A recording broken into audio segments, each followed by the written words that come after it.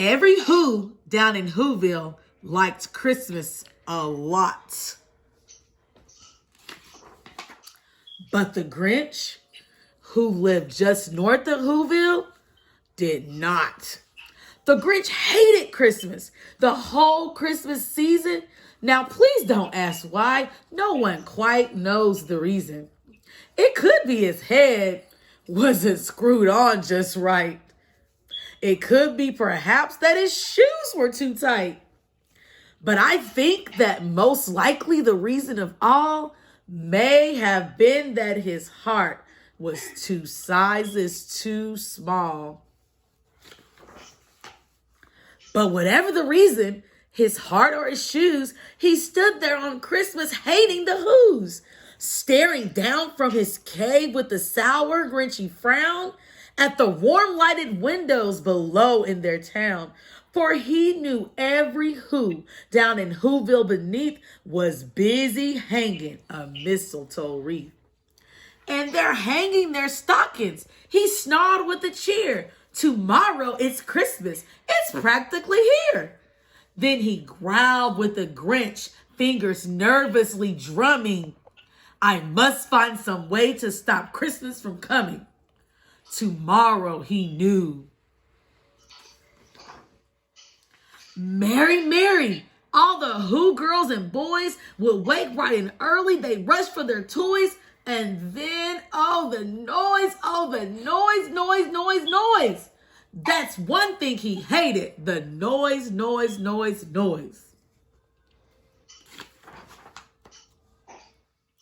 Then the Who's young and old would sit down to a feast, and they'd feast, and they'd feast, and they'd feast. They would feast on Who pudding and rare Who roast beef, which was something the Grinch couldn't stand in the least. And then they do something he likes least of all. Every Who down in Whoville, the tall and the small, would stand close together with Christmas bells ringing. They'd stand hand in hand and the Who's would start singing.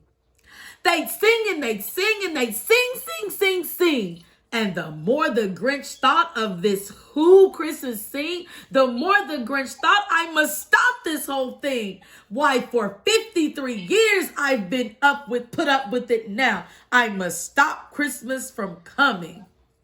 But how?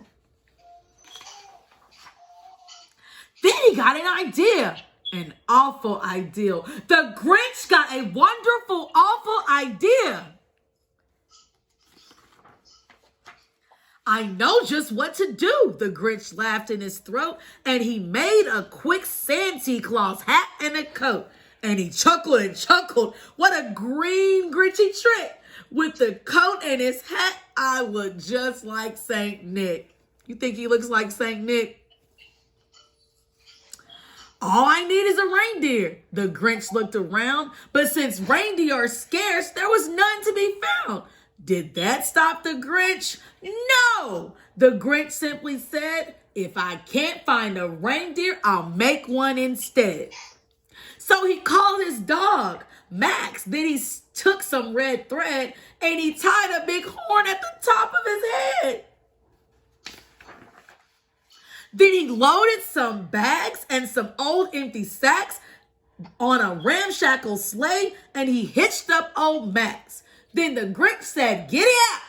And the sleigh started down toward the homes where the Who's lay a snooze in their town.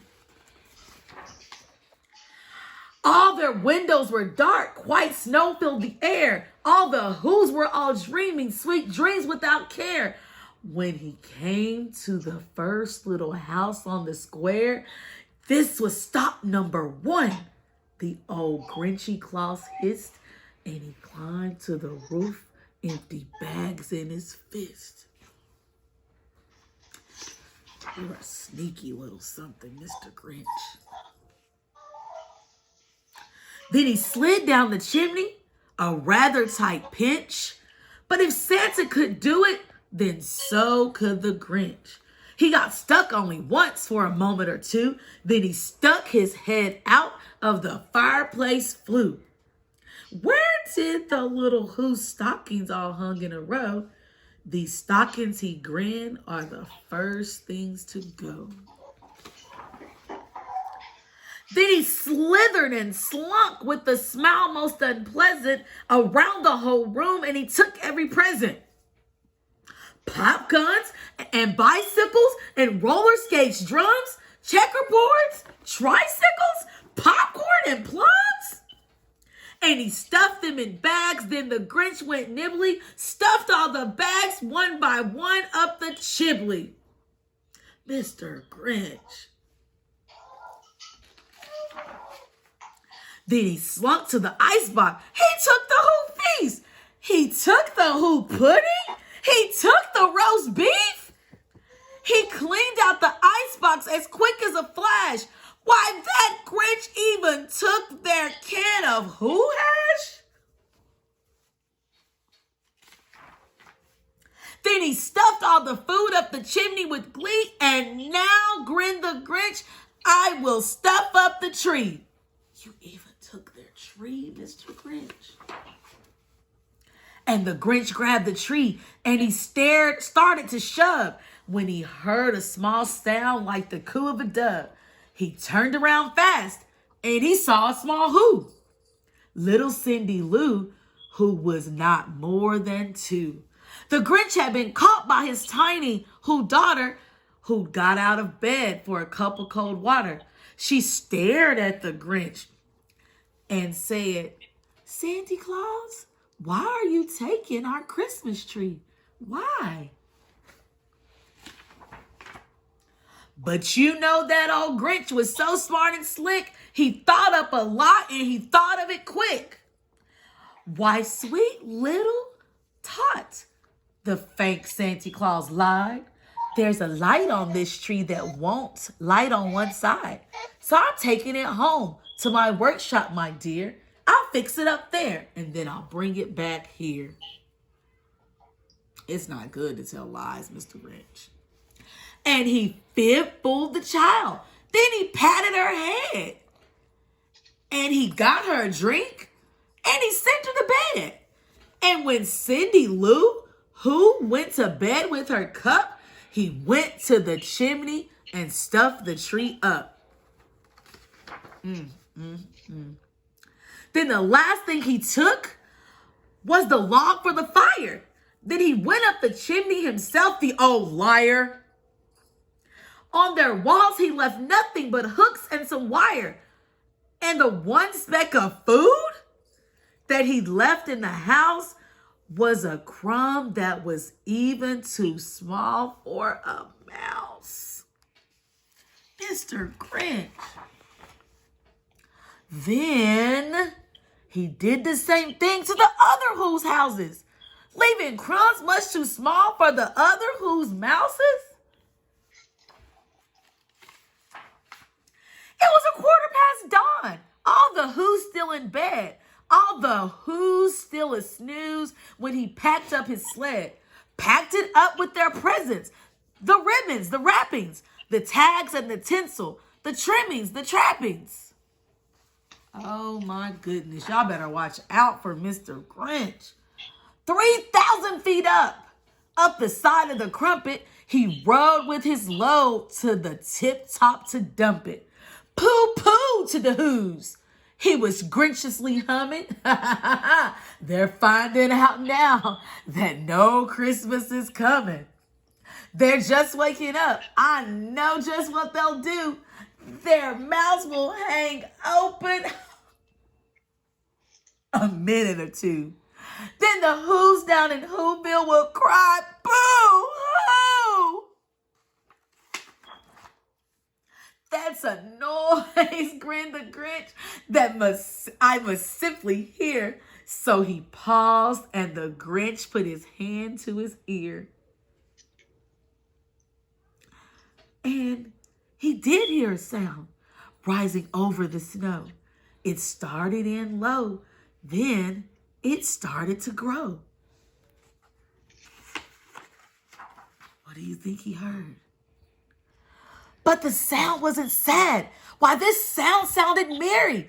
It couldn't be so, but it was Mary Berry. He started down at Whoville. He stared down at Whoville. The Grinch popped his eyes, then he shook. What he saw was a shocking surprise. Every Who down in Whoville, the tall and the small, was singing without presents at all. He hadn't stopped Christmas from coming. It came. Somehow or other, it came just the same. And the Grinch, with his Grinch feet ice cold in the snow, stood puzzling and puzzling. How could it be so? It came without ribbons. It came without tags. It came without packages, boxes, or bags. And he puzzled 3 hours till this puzzler was sore. Then the Grinch thought of something he hadn't before. Maybe Christmas, he thought, doesn't come from a store. Maybe Christmas perhaps means a little bit more. And what happened then? Well, in Whoville they say that the Grinch's small heart grew 3 sizes that day. And the minute his heart didn't feel so quite tight, he whizzed with his load through the bright morning light. And he brought back the toys and the food and the feast. And he himself, the Grinch, carved the roast beef. The end.